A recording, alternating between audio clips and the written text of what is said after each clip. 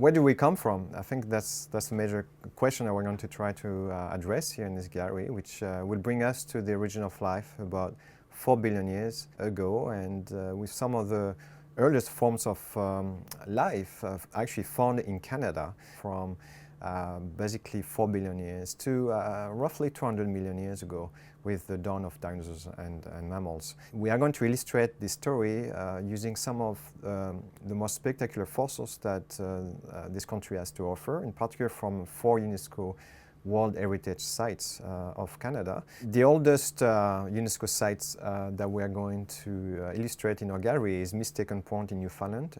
It is about 565 million years in age. This is a fossil that is called Acutiramus. It is a fossil that is about 420 million years old and live in the seas of Ontario and New York State. This particular fossil here is the world's largest of its kind. This will have obviously been a very ferocious predator with the big claws that you see at the front here. And the closest relatives of this group of organisms would be horseshoe crabs today.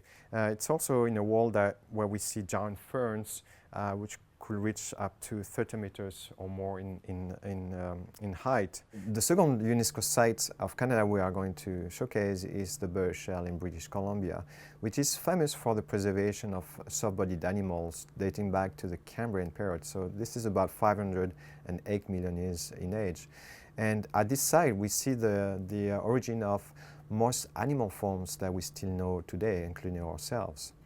The next site is Miguasha in Quebec, and this site is about 375 million years old.